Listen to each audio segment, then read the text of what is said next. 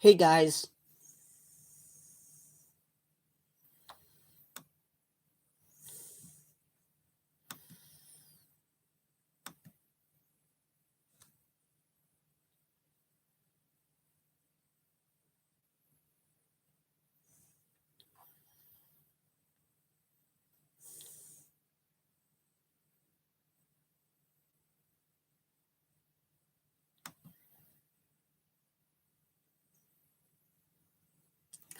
Um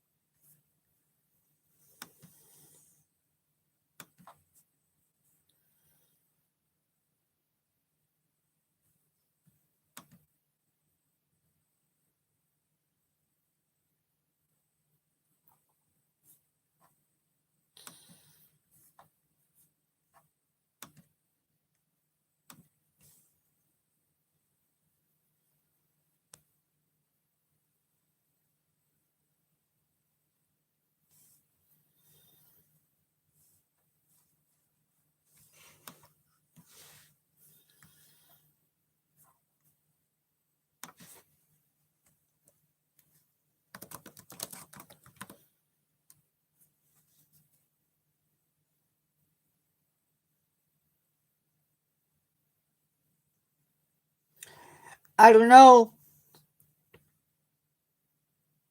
I would say if there's an issue, I would say sign off and come back in.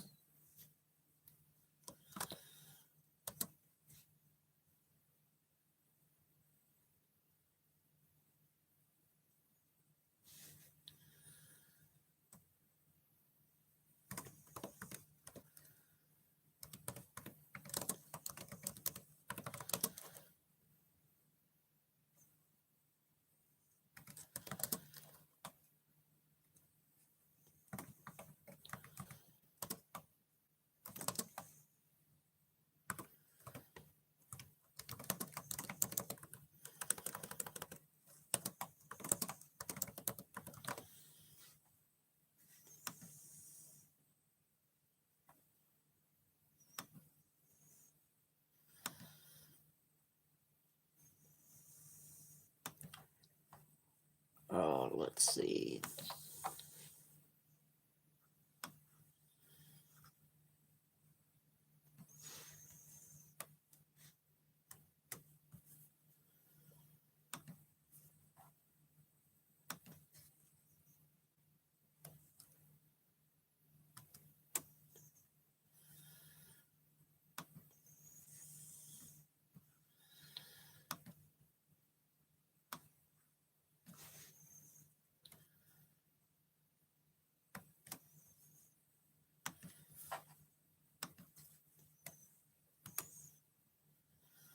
Mm,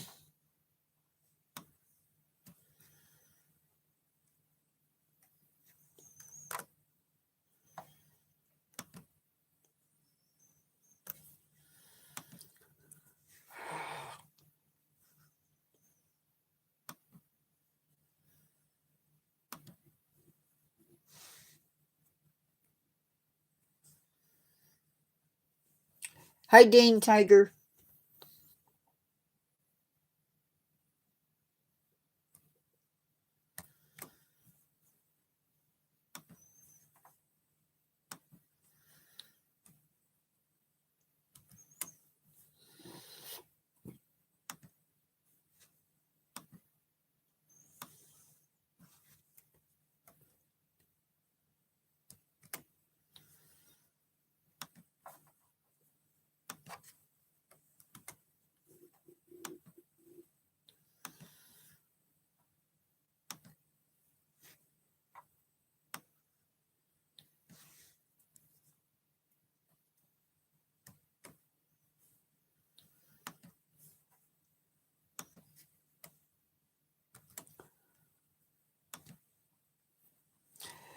Guys, I will be right back. I've got to grab a drink.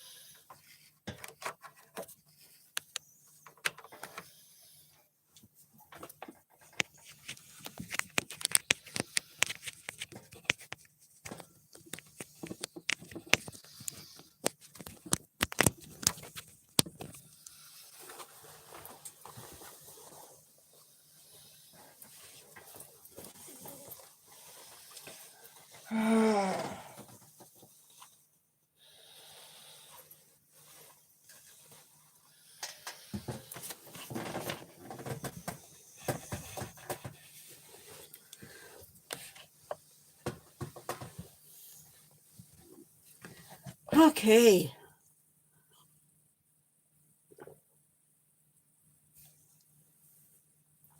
I am here.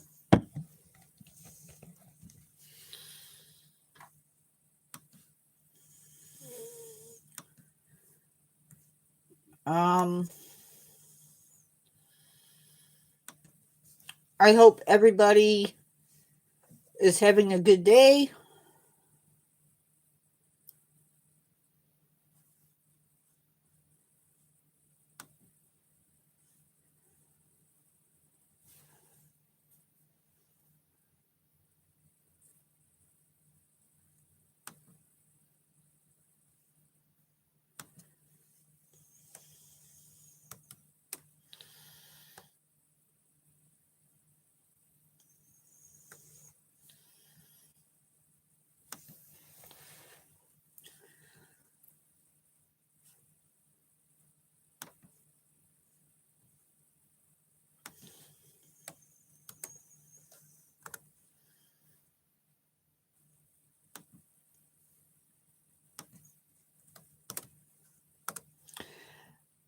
I will be starting in just a second. I apologize for being late. As usual, I was in my own little world.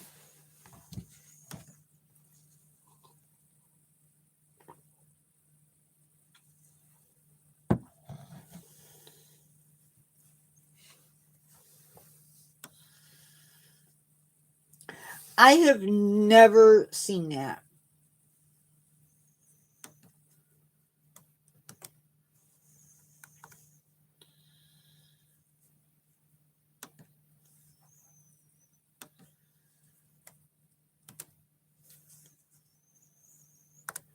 Probably because underneath all the darkness that might be about me,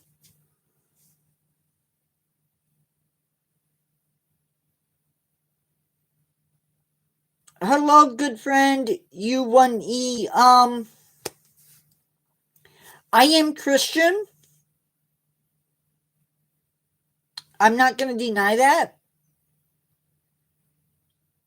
But don't come into my live preaching. It is not the place.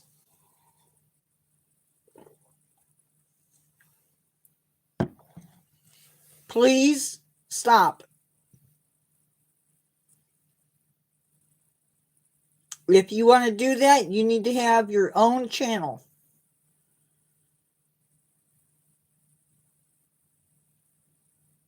He already has no place on this channel.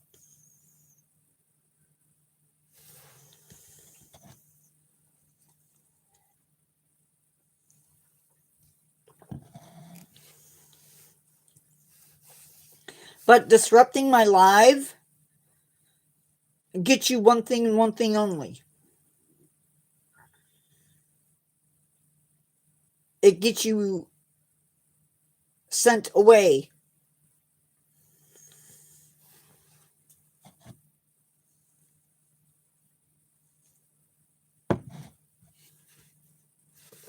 Yeah, if you want to be blocked, keep right on preaching.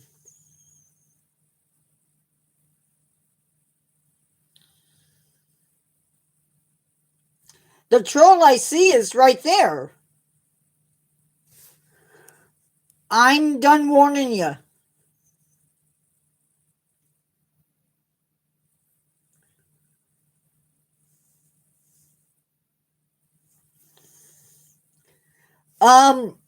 Thank you. You don't have to block them, just give them a kick to the boot.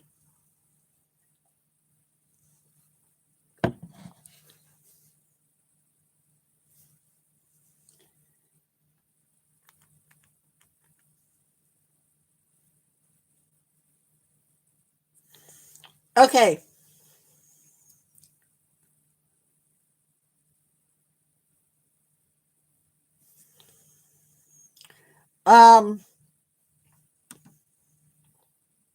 Let's get into live because I seriously need to get started. So we do have a poll. if you haven't seen it yet. How much food do you think the massive Columbia... This is why I needed the drink. How much food do you think the massive Columbian mammoth needed to eat every day to survive? Is it A, 100 pounds, B, 400 pounds, C, 800 pounds?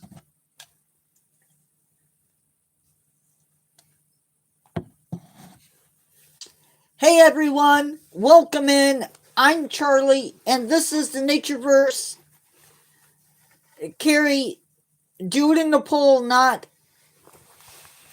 in the video, or not in chat.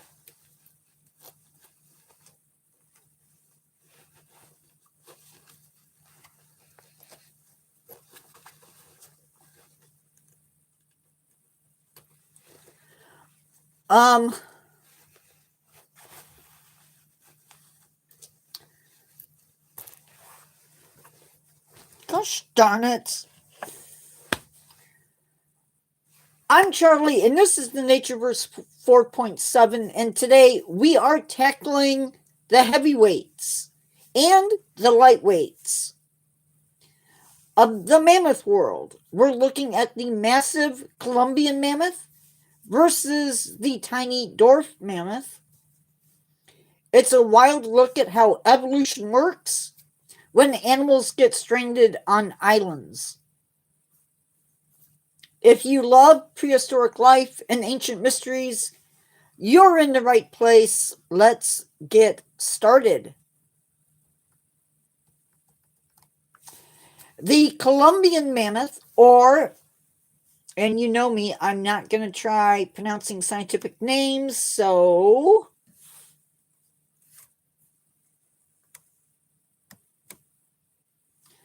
we're just going to pop that right in the chat.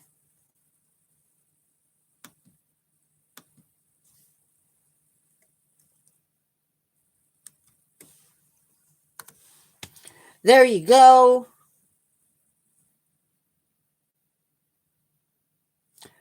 What?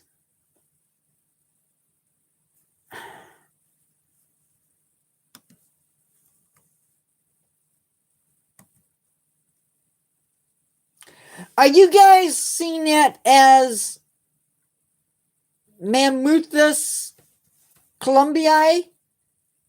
Or are you seeing it as mammoth pigeon?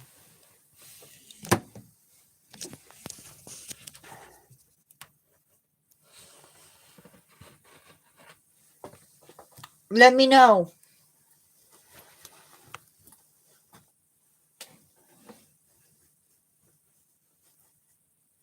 Okay.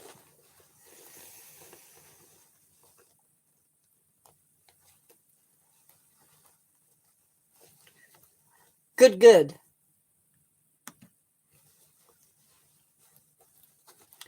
So, these guys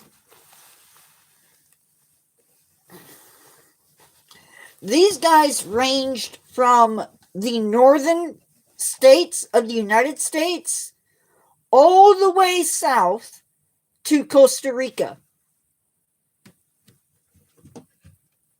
They descended from the steppe mammoths that entered North America around 1.5 million years ago.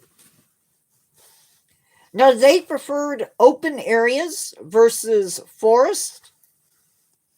They fed on sedges, grass, and other plants, as well as fir needles, flowers, and even bark. They would have needed to have ate more than 180 kilograms or 400 pounds of food a day. Some speculate they may have foraged for as much as 20 hours in one day. I don't know about that because I was not there.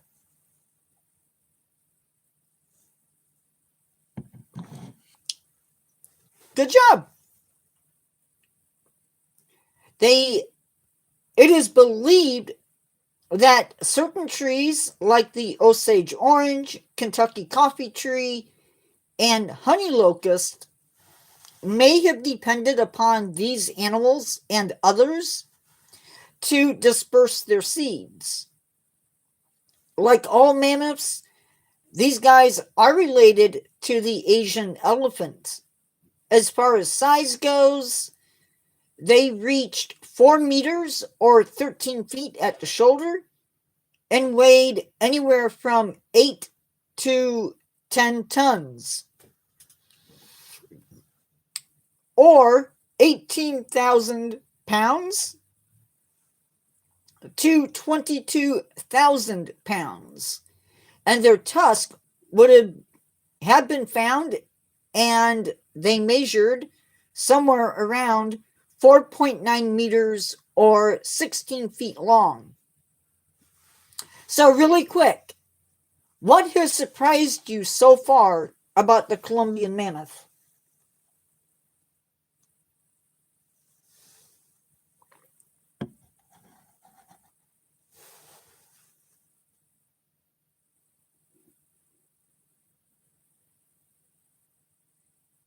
Anything yet?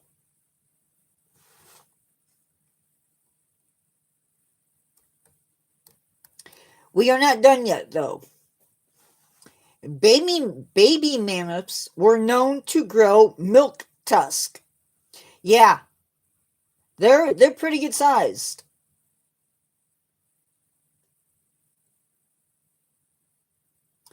I think there were around 10 to 12 species of mammoth. There might have been more, but around that number anyway. So these guys, the babies did grow tusk. They weren't very big. They were just a few centimeters in length. And then about a year later, they died, or not died, but a year later, those would fall out and adult tusk would take their place. They did have some hair on them. No, they are not related other than they are within the same order, I think, or the same family. Definitely not in the same genus, though.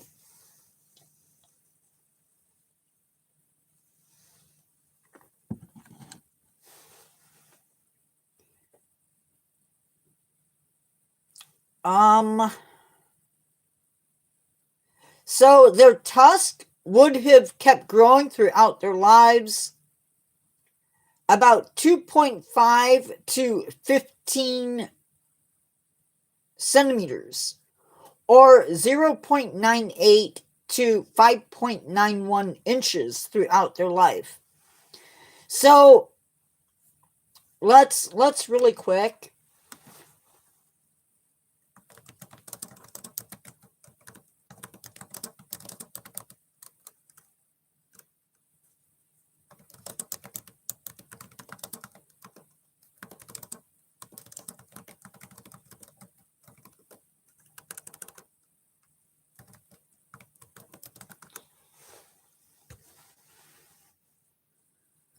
Okay.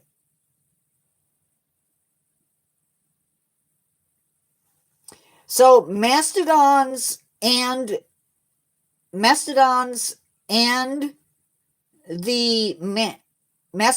mammoths are in the same order, meaning that they have trunks. That is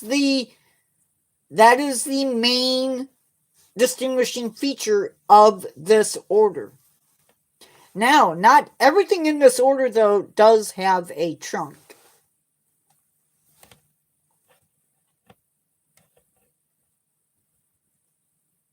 Now, mammoths or mastodons belong to the family. I'm not sure that's right. Hold on.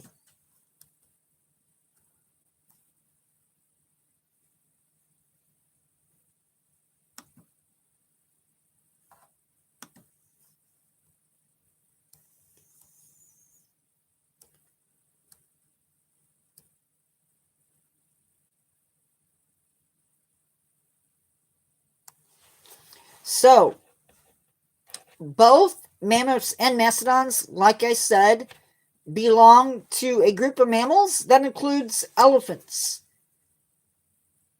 It's a group with over 180 members described in the fossil record. Mammoths are very closely related to modern elephants, while mastodons are much more distantly related, separated by about 25 million years. Their ancestors all came out of Africa and then made their way into Eurasia and then entered Siberia, crossed the Bering Land Bridge into North America, and that's where we're at. Mammoths belong to the genus, and it's Mammuthus. Mastodons belong to the genus Mammut.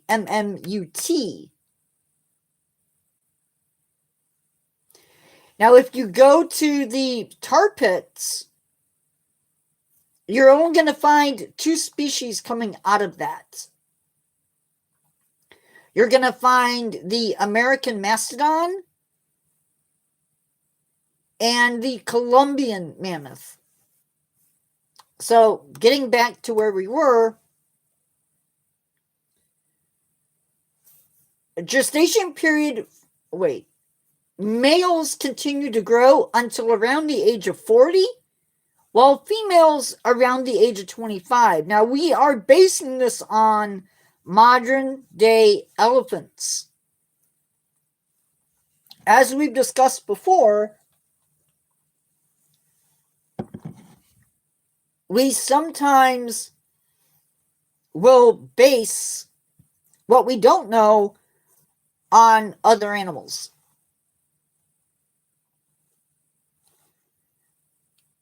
The gestation period may have been around 21 to 22 months.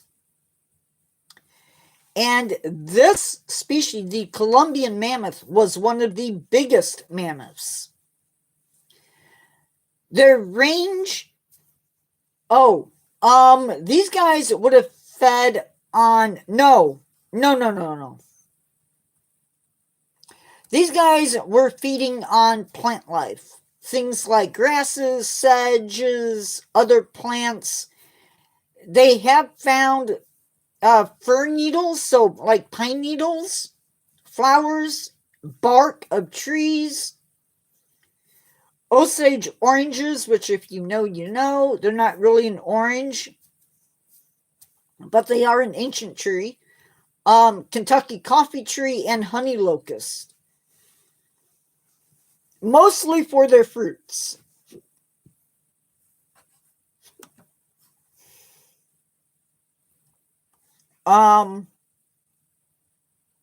Their range did overlap with the woolly mammoth. And we have genetic evidence that points to them breeding together. Now, we do know this for a fact. We do know that humans and Columbian mammoths interacted. Not as a domesticated animal, but as a food item. We also know that humans would take the bones of these animals and make tools out of them. And we also know that Columbian mammoths were made into art. And by that, I meant we have paintings that exist. Not necessarily cave paintings, but on cliffs and stuff. They were first described by a naturalist in 1857, and they have been found in several natural traps.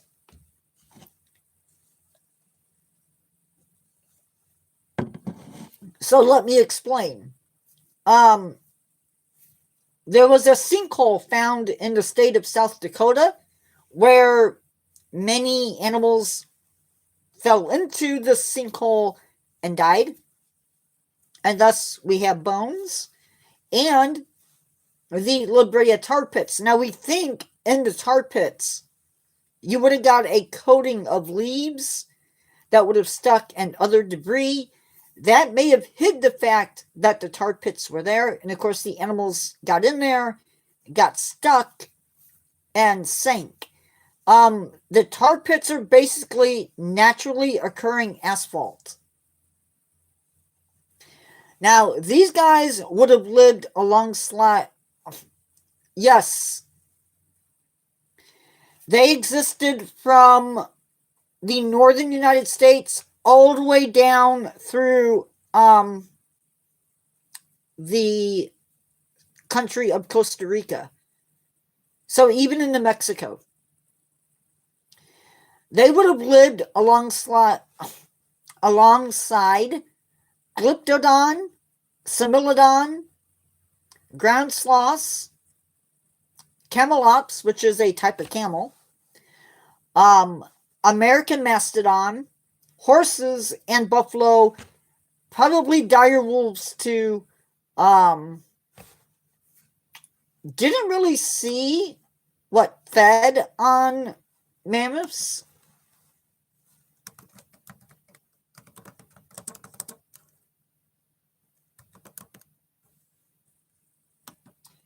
But I'm assuming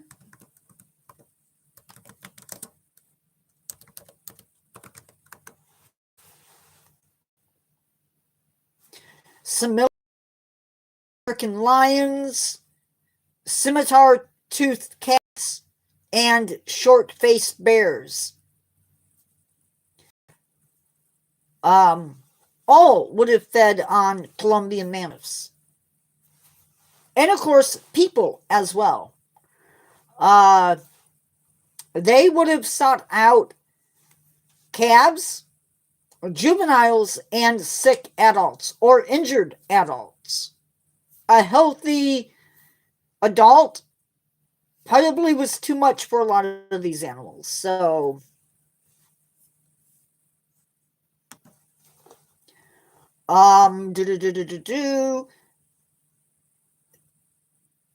around 14,000 to 11,500 years ago, 40 mammal species totally disappeared from North America, and almost all of them weighed over 40 kilograms or 88 pounds. Their extinction, and this is important, may have been linked to human hunting or climate change, or a mix of both. Obviously, we're not there, so we don't know. Hit the like button if you're enjoying the mammoth facts, or if you want to stick around, be sure to subscribe. And at this point, do I have any questions?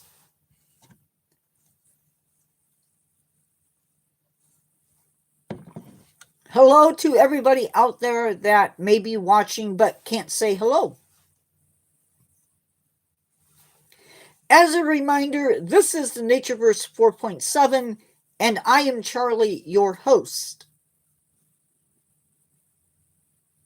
Okay, we're going to move on a little bit. If you stood next to a Columbian mammoth and next to its island cousin, the difference would be staggering. And yes, if you visit California, I believe it's the San Diego Zoo, has an exhibit where you can stand next to a statue of a Columbian mammoth. We're talking about a creature that went from being taller than a basketball hoop to something that would barely keep its head above a backyard fence. But don't let the size fool you. The dwarf mammoth, or the pygmy mammoth, is a direct descendant of the Columbian mammoth that we just discussed. And here is how that shrinkage happens. So we're going to talk about the pygmy mammoth. I'm going to mention a couple other dwarf mammoths. And then we're going to talk about the mammoth and possibly how it shrank, which in and of itself is kind of crazy.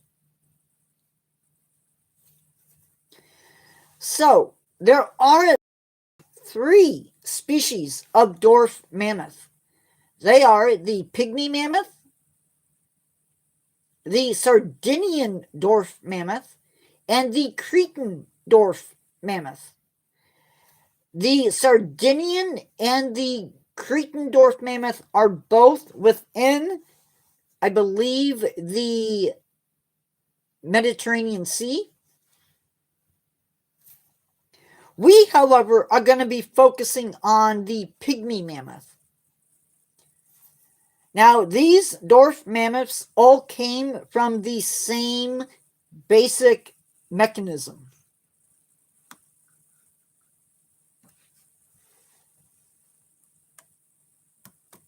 And we've talked about this before on the channel. No, actually, they get their name Columbian mammoth actually from Christopher Columbus.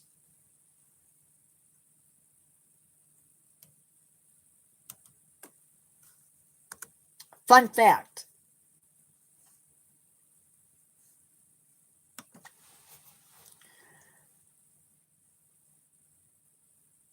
Insular dwarfism is a process through which animals arrive on islands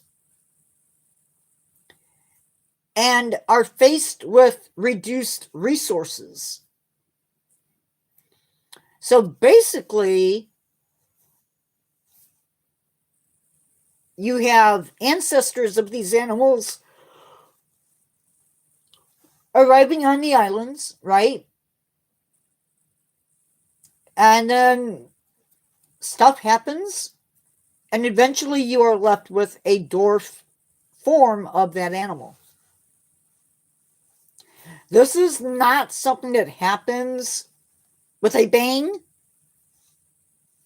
This is something that happens over several thousand years. The pygmy mammoths were only found within what is now the California Channel Islands. And only on those islands. So I believed that a group of Columbian mammoths swam out to these islands.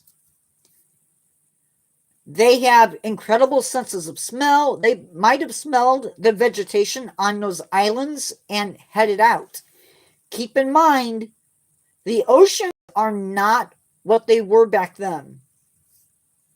Sea levels were much, much lower. So we realized that the mammoths were there in 1873, and a good quantity of fossils were found in 1927 and 1928. Now, remains have been found on Santa Rosa, San Miguel, Santa Cruz, and San Nicolas. These fossil remains helped us learn about what size these animals would be, and they range in size from 4 feet to 8 feet at the shoulder. At the time, the Channel Islands would have been one big island.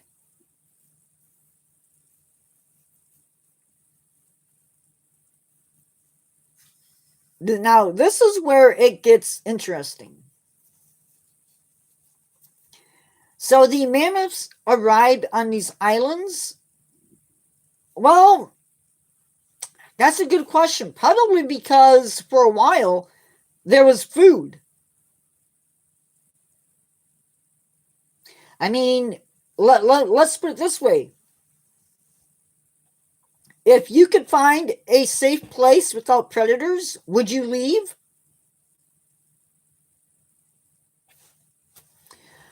Probably not. So on the island, they didn't have predators. They had food, they had water, but their population got too big. Food became scarce, sea level rose, and the island's size changed. The smaller mammoths had a huge advantage over the larger mammoths.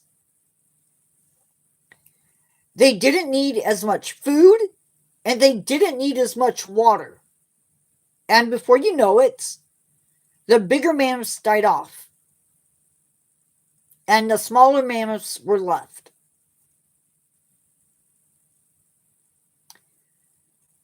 The smaller size became a huge, massive advantage in a changing environment.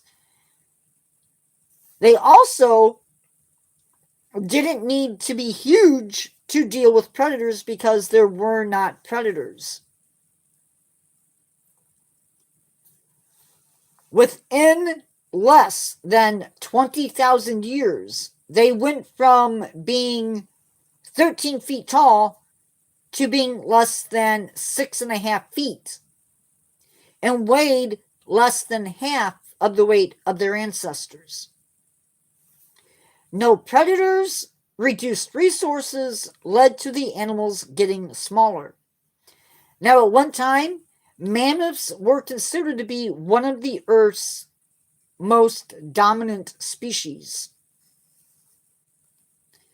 They went extinct around 10,000 years ago, and it is possible that the skulls of mammoths led to the belief in the Cyclops. Now, I want to discuss something because I think it's important, and it definitely fits into what we talked about. But before I get to that, are there any questions?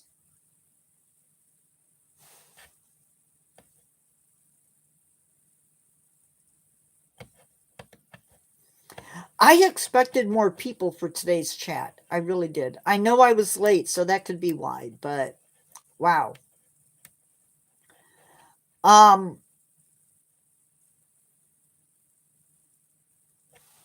We've seen the Columbian mammoth. So, on the islands of Crete and Sardinia, I'm not sure if that's the exact island's name, they found the skulls of these elephants, of these mammoths. And where the trunk would be, there is a great big hole. And so to the early Greeks and the people that lived on Crete, they were the heads of giants. That's how they explain these skulls, because they had no idea what they were looking at. And that is where we get the legend of the Cyclops.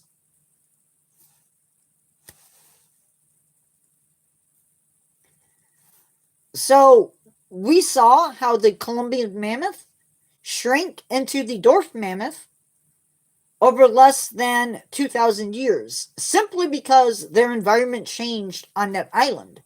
The whole process of an animal changing to survive is pretty wild. Here's what I want to know in chat. Think about a modern day animal you know, maybe a dog or a pigeon or even us humans. If that animal got stranded on a very small island, what's one way you think it would need to change to adapt to survive there? Would it get smaller, change its diet, grow sharper claws? Let's hear your best ideas about island adaptation in the comments.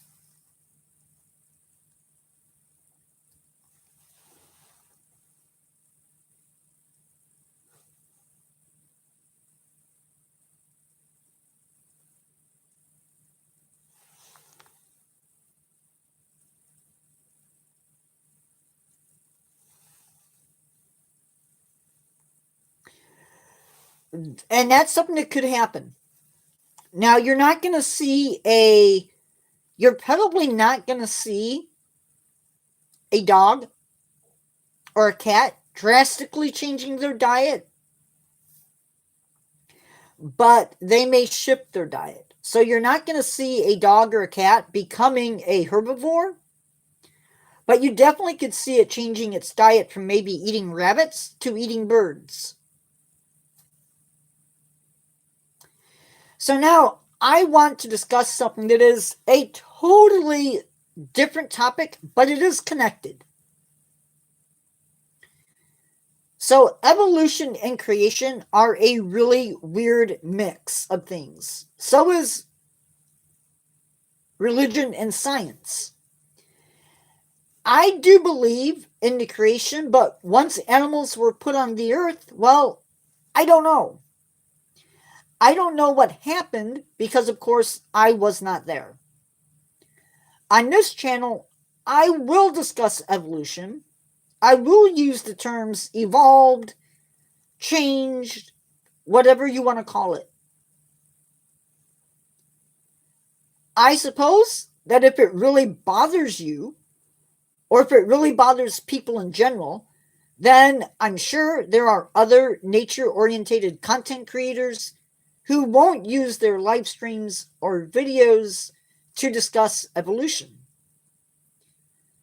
What I'm saying is that I have a mixed group of followers who may not all be Christians, or who may be Christians who may not believe in the same way I do. I'm not going to shove my beliefs onto anybody. If you want to stick around and continue to learn from me, awesome. If you wish to step away, then so be it. I'm not a huge YouTuber, and you will be missed. But no one knows exactly what happened. We don't remember what happened. And this is what seems to be where it stands. Now, this comes from my church, not the Catholic Church. So, this is what they had to say. And I can dig deeper into this if you so desire. However, the church takes no position on the topic. In 1931, in the wake of public controversy over evolution, the first presidency, which is the leaders of my church, urged church leaders not to take sides on the issue, but to leave geology, biology, archaeology, and anthropology,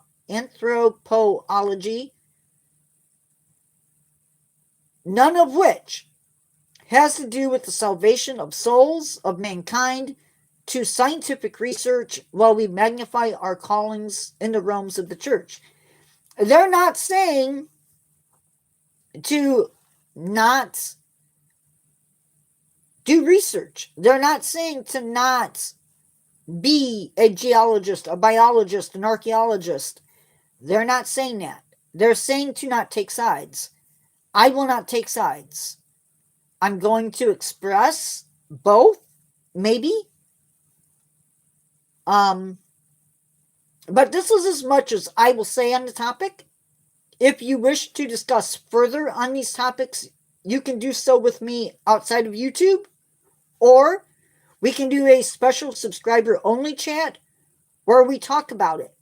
But for now, my religious views will not be thrusted into the Natureverse. So I'm leaving that as it is. That is it. To those of you who do not believe as I do, you are more than welcome to stick around and learn about more animals from days gone by, and about those who still walk with us, as well as those who still believe in the way I do. You're welcome to stick around also. This was not meant to spawn conversation about it. It was just a quick blurb since I discussed evolution in this live. I wanted you to know where I stand and what I will and will not be doing. Any questions? Any at all? The church does have more information that I can use to discuss other issues. What if Mammoth starts, and that's all you said? I don't know. There is talk of maybe bringing mammoths back. That's a good question. I don't know. They would need lots of land. Elephants migrate, so migratorial paths would have to be considered.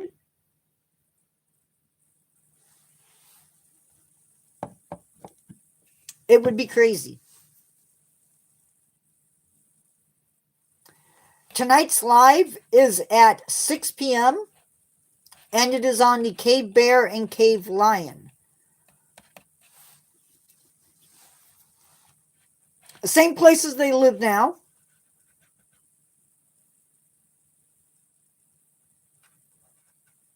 Wyoming is pretty empty, let me tell you.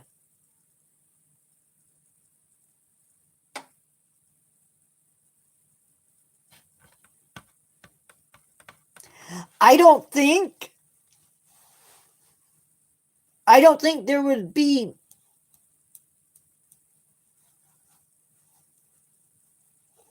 but that was not the question was, if they still existed today, where would they live?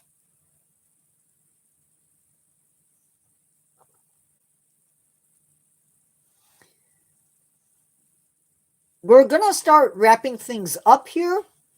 Thank you for joining me today on this deep dive into the world of the Columbian and Dwarf mammoths. Thank you so much for hanging out with me and sharing your amazing ideas in the chat. Before you go, make sure you do 3 things for the channel. If you learned something new about these prehistoric giants, or not so giants, hit the like button. It helps the channel grow.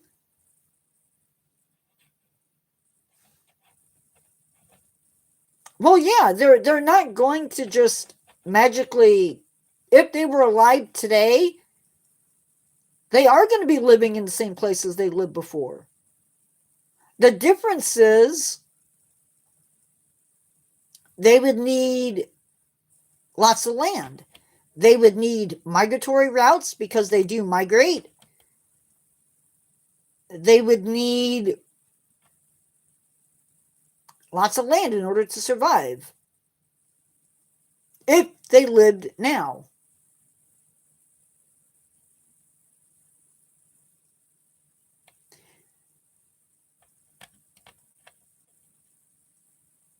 If the mammoths were alive today, they would still be living in the same places that they lived in before, which is from the northern states of the United States all the way down through Mexico and into Colombia. I don't know what that would look like if they were still here, but if you want more mysteries and modern day nature facts popping up in your feed, subscribe and turn on notifications so you don't miss the next live stream. And don't forget to comment below after the stream ends and let me know what other extinct or living creatures you would like me to cover next.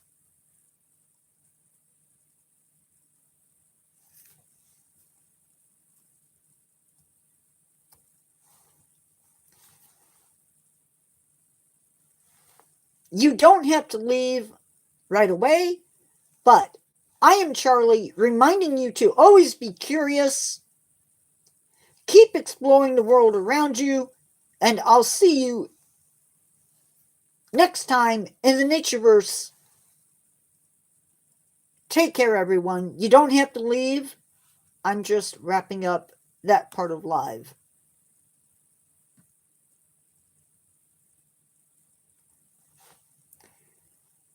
And I'm going to be watching from my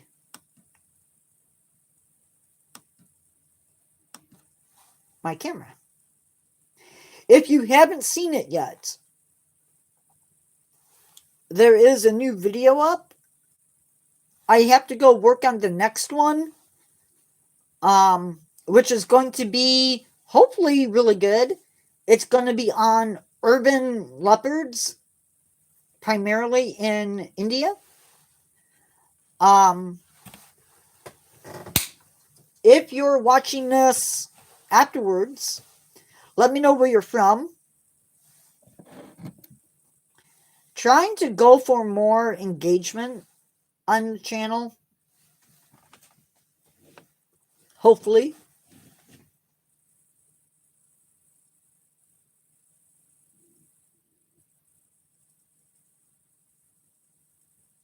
Thank you for being here, guys. It makes a big difference. I wish we had more people in chat, but we don't.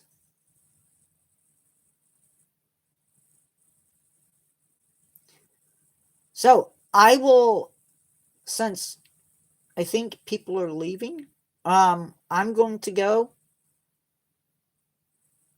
set up live for... I've never seen them. I've never seen the Matrix movies. Sorry.